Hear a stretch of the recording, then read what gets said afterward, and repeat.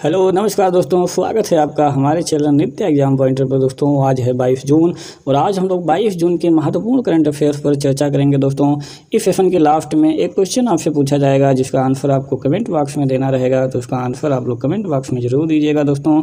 और इस current affair का यदि आप लोग PDF पढ़ना चाहते हैं तो डिस्क्रिप्शन में दिए गए लिंक को फॉलो करिए और आप PDF को डाउनलोड करके अच्छा नोट बना सकते हैं। दोस्तों आइए स्टार्ट करते हैं।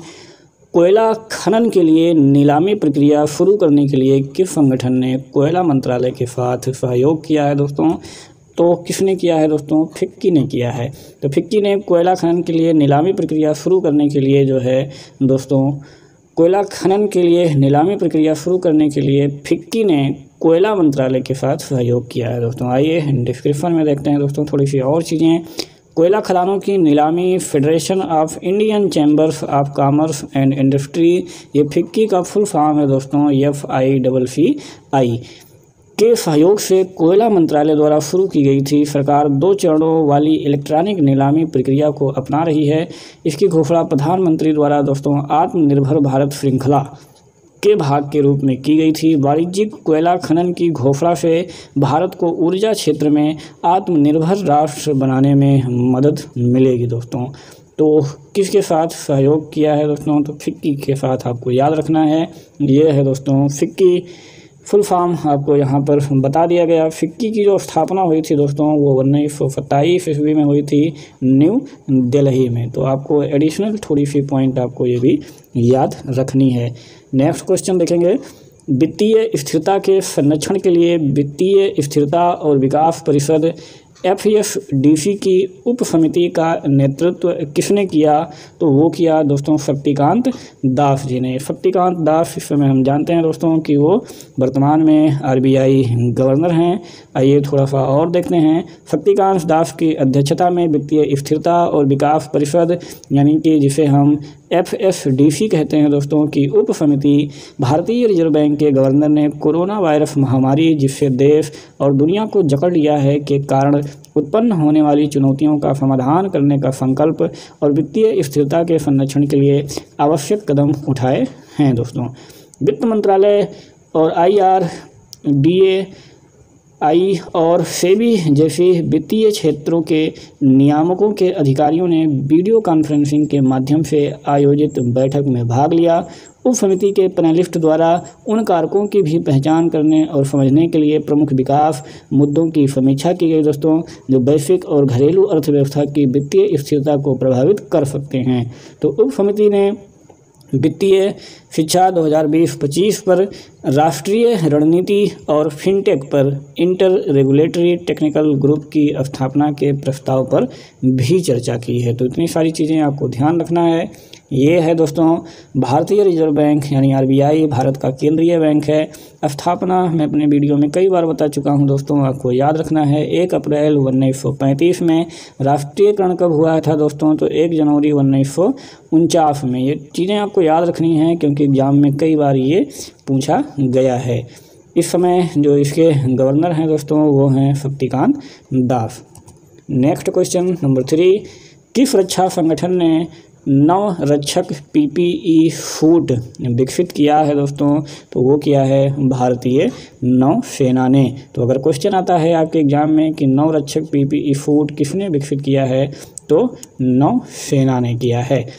नवरक्षक नामक PPE को भारतीय नौसेना के INHS अश्विनी अस्पताल मुंबई के इंस्टीट्यूट ऑफ नेवल मेडिसिन के इनोवेशन सेल में विकसित किया गया था। दोस्तों यह प्रयोगशाला उन 9 NABL अनुमन्य प्रयोगशालाओं में से एक है जिसे भारत में मौजूदा समय में कपड़ा मंत्रालय द्वारा ISO के वर्तमान मानकों और स्वास्थ्य एवं परिवार कल्याण तथा कपड़ा मंत्रालय के दिशा निर्देशों के अनुसार PPE प्रोटोटाइप सैंपल टेस्टिंग के लिए अधिकृत किया गया है। तो नवरक्षक PPE सूट किसने विकसित किया है दोस्तों? तो वो भारतीय नौसेना ने।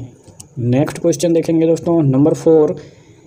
NIPFP के अध्यक्ष के रूप में किसे नियुक्त किया गया है?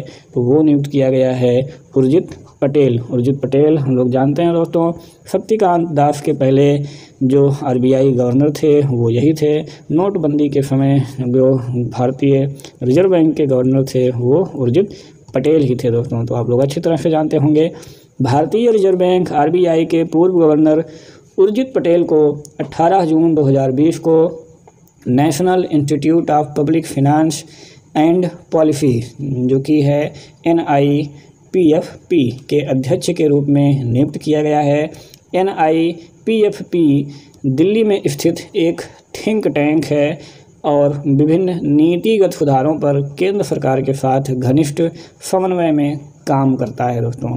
तो अगर एग्जाम में आपके आता है कि NIPFP के अध्यक्ष कौन नियुक्त किए गए हैं तो उर्जित आर पटेल। और है क्या दोस्तों, तो ये एक थिंक टैंक के रूप में काम करता है दोस्तों, जैसे कि नीति आयोग करता है। काम क्या है कि जो विभिन्न नीतिगत सुधार हैं उस पर केंद्र सरकार के साथ घनिष्ठ और समन्वय से काम करता है। तो इतनी चीज़ें आपको इस वाले पॉइंट्स में याद करने हैं। तो ये हैं दोस्तों आपके उर्जित आर पटेल, आरबीआई के पूर्व गवर्नर। नेक्स्ट क्वेश्चन देखेंगे नंबर 5। नेपच्यून के चंद्रमा टाइटन का पता लगाने के लिए नासा द्वारा प्रस्तावित मिशन का नाम क्या है। तो जो नेपच्यून का चंद्रमा है दोस्तों टाइटन, इसका पता लगाने के लिए नासा ने एक मिशन भेजा है। उसका नाम क्या है दोस्तों, तो उस मिशन का नाम है ट्राइडेंट। बहुत इंपॉर्टेंट है, आपको नोट कर लेना है। तो national aeronautics and space administration NASA ने नेपच्यून के सबसे बड़े चंद्रमा ट्राइटन का पता लगाने के लिए एक नए मिशन का प्रस्ताव दिया है और इसका नाम क्या है दोस्तों, ट्राइडेंट।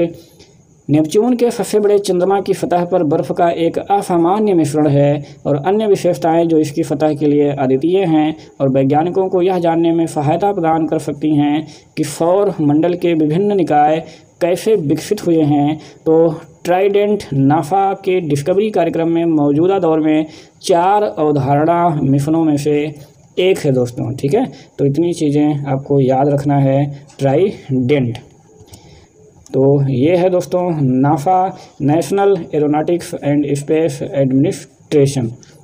नेक्स्ट क्वेश्चन देखेंगे दोस्तों नंबर 6। किर्गिस्तान के नए प्रधानमंत्री के रूप में किसे नियुक्त किया गया है दोस्तों।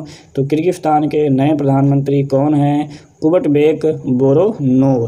कुबटबेक बोरोनोव जो हैं दोस्तों वो क्या हैं, किर्गिस्तान के नए प्रधानमंत्री नियुक्त किए गए हैं दोस्तों। ठीक है, चलिए अगला देखते हैं दोस्तों, इसमें से थोड़ा सा डिस्क्रिप्शन। कुबटबेक बोरोनोव को किर्गिस्तान के नए प्रधानमंत्री के रूप में नियुक्त किया गया है। उन्हें 15 जून 2020 को भ्रष्टाचार की जांच के सिलसिले में पद से पूर्व प्रधानमंत्री मुखमेदुकलई अबिलगाजीव के इस्तीफे के बाद किर्गिस्तान के सत्तारूढ़ गठबंधन द्वारा नियुक्त किया गया था। कुबटबेक बोरोनोव ने इससे पहले पिछले मंत्रिमंडल में पहले उप प्रधानमंत्री के रूप में भी दोस्तों कार्य किया था। तो ये है, आपको मैप में देख लीजिए, ये जो आपको दिख रहा है दोस्तों ये पूरा है किर्गिस्तान। किर्गिस्तान की जो कैपिटल है दोस्तों वो क्या है, बिश्केक, आपको यहाँ पे दिख रहा होगा। तो इतनी चीज़ें आपको इसमें ध्यान रखना है। नेक्स्ट देखेंगे दोस्तों 7वां नंबर। मुंबई में ICU बेड की संख्या पर नज़र रखने के लिए लॉन्च किए गए ऐप का नाम क्या है दोस्तों। तो उस ऐप का नाम है एयर वेंटी, जो कि मुंबई में ICU बेड की संख्या पर नज़र रखेगा। ग्रेटर मुंबई नगर निगम MCGM ने ICU बेड और वेंटिलेटर के बारे में जानकारी मुहैया कराने के लिए mobile application air vanity launch की है दोस्तों। MCGM के लिए इस मोबाइल एप्लीकेशन को ऑक्टवेयर टेक्नोलॉजी लिमिटेड ने प्रोबेबिलिटी सॉफ्ट प्राइवेट लिमिटेड के साथ मिल करके विकसित किया है। ऐप मूल्यवान बचत करने में मदद करेगा और रोगियों को जीवन को खतरे में डालने से बचाने में भी दोस्तों ये मदद करेगा। Next question number 8। ICICI द्वारा शुरू किए गए किफ़ायती आवास ऋण का नाम क्या है। तो उसका नाम है दोस्तों सरल। तो ICICI बैंक द्वारा किफ़ायती आवास ऋण योजना लॉन्च की गई है दोस्तों, किस नाम से, सरल के नाम से। Industrial credit and investment corporation of India, ये दोस्तों ICICI का फुल फॉर्म है, आपको इसको नोट कर लेना है। And home finance ICI HFC ने सरल किफ़ायती आवास ऋण लॉन्च किया है दोस्तों। ऋण का उद्देश्य शहरी और ग्रामीण क्षेत्रों में घरों के निर्माण के लिए धन प्रदान करना और विशेष रूप से आर्थिक रूप से कमजोर वर्गों, निम्न मध्यम आय वर्ग वाले ग्राहकों, अधिकतम वार्षिक घरेलू आय वाली महिलाओं के लिए 6 लाख रुपए तक विकसित किया गया है दोस्तों। तो ये भी आपको इम्पोर्टेंट है। 6 लाख रुपए के तहत कुल ऋण जो है दोस्तों 7.98% से शुरू ब्याज दर पर दिया जाएगा। तो जो ब्याज दर लगेगा 7.98, 6 लाख रुपए तक। तो इतनी सारी चीज़ें आपको याद करनी है।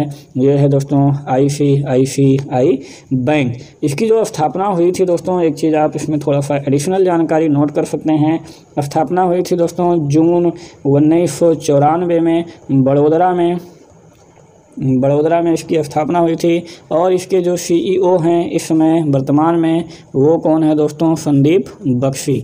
तो ये भी आप थोड़ी सी जानकारी इसमें नोट कर सकते हैं। नेक्स्ट क्वेश्चन देखेंगे, किस संगठन ने पाम गुड़ और नीरा उत्पादन के लिए एक अनूठी परियोजना शुरू की है?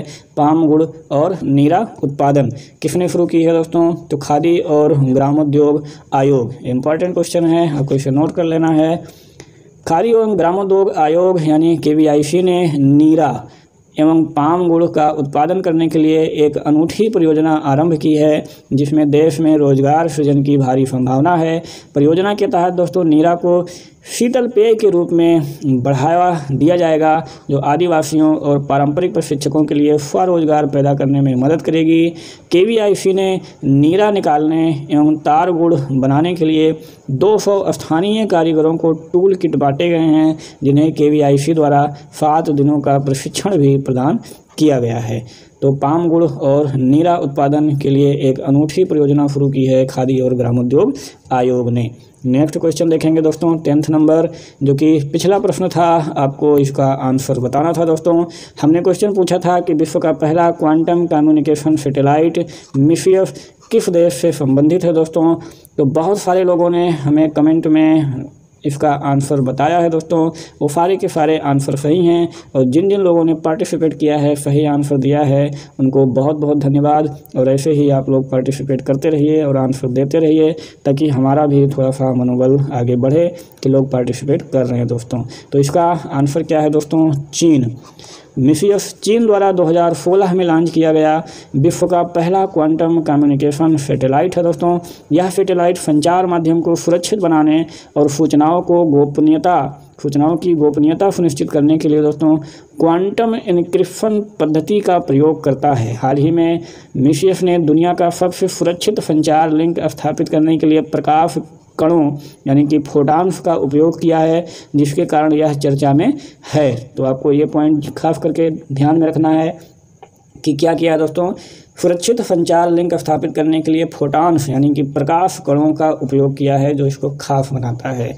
मिसियस का नाम एक प्राचीन चीनी दार्शनिक के नाम पर रखा गया है, जिन्हें मोजी के नाम से जाना जाता है। तो अगला प्रश्न दोस्तों आपके लिए है, किस लेखक ने क्लारा एंड द सन उपन्यास की घोषणा की है दोस्तों? तो इसका आंसर आपको कमेंट बॉक्स में देना है। तो ज़्यादा से ज़्यादा इसका आंसर दीजिए दोस्तों, और बने रहिए हमारे साथ। हम ऐसे ही डेली आपके लिए दिन भर में जो भी महत्वपूर्ण करंट अफेयर्स होते हैं, वो आपके एग्ज़ाम के लिए महत्वपूर्ण होते हैं, उनका कलेक्शन हम रोज़ जो है प्रतिदिन सुबह 5 बजे लेकर के आते हैं दोस्तों। तो बने रहिए हमारे साथ। वीडियो देखने के लिए बहुत बहुत धन्यवाद। Have a good day.